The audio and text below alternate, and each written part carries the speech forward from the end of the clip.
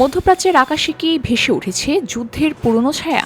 উপসাগরীয় অঞ্চলে সাম্প্রতিক মার্কিন সামরিক তৎপরতা দেখে অনেক বিশ্লেষকের মনে পড়ছে ৯০-এর দশকের সেই ভয়ঙ্কর আকাশযুদ্ধের কৌশল, যখন কয়েক সপ্তাহের টানা বিমান হামলায় একটি শক্তিশালী সামরিক ব্যবস্থাকে কার্যতর অচল করে দেওয়া হয়েছিল। বর্তমান পরিস্থিতিও কি সেই দিকেই ইঙ্গিত করছে?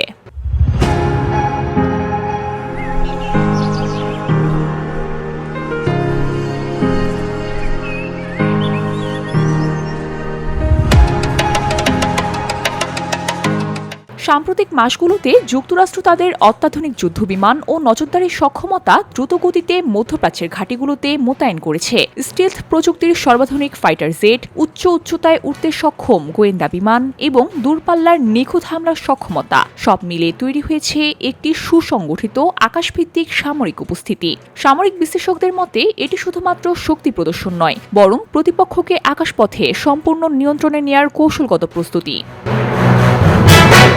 এই নতুন আক্রমণাত্মক সামরিক দৃষ্টিভঙ্গির পেছনে বড় ভূমিকা রেখেছে ২০২৫ সালের মাঝামাঝি পরিচালিত একটি গোপন অভিযানের সফলতা। সেই অভিযানে স্টিলথ বোমার বিমান ব্যবহার করে ইরানের গুরুত্বপূর্ণ পারমাণবিক স্থাপনাগুলোতে নিখুঁত হামলা চালানো হয় বলে আন্তর্জাতিক গণমাধ্যমে ব্যাপক আলোচনা হয়। একই সময়ে দূরপাল্লার ক্রুজ মিসাইল ব্যবহার করে সমন্বিত আঘাতের নজিরও তৈরি করা হয়েছিল।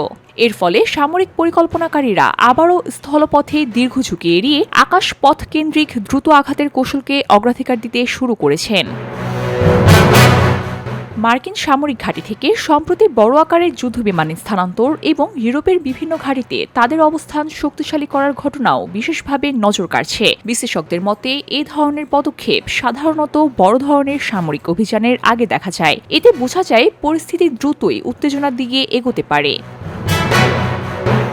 এই পুরো কৌশলের অন্যতম গুরুত্বপূর্ণ অংশ হচ্ছে উচ্চতায় উঠতে সক্ষম নজরদারি বিমান। এসব বিমানে real time digital imaging, signal intelligence এবং লক্ষ্য শনাক্তকরণ প্রযুক্তির মাধ্যমে প্রতিপক্ষের সামরিক গতিবিধি প্রায় সঙ্গে সঙ্গেই বিশ্লেষণ করতে পারে। ফলে কোনো স্থল অভিযান ছাড়াই আকাশ থেকে পরিকল্পিত আঘাত হানার সক্ষমতা বহুগুণে বেড়ে যায়।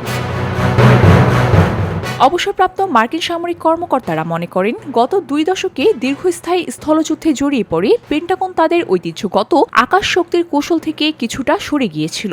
বিশেষ করে আফগানিস্তান ও ইরাক যুদ্ধের অভিজ্ঞতার পর যুক্তরাষ্ট্র আবারও ব্যাপক আকাশযুদ্ধের অনুশীলন চালিয়েছে। এসব মহড়ায় চলমান লক্ষ্যবস্তুতে দ্রুত আঘাত, আকাশে জ্বালানি সরবরাহ এবং সমন্বিত স্টেলথ আক্রমণের সক্ষমতা পরীক্ষা করা হয়।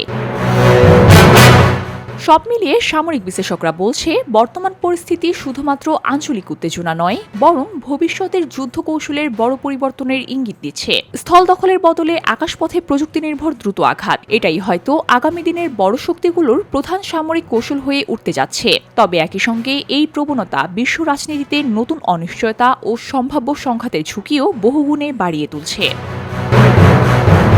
VOD Bangla news desk.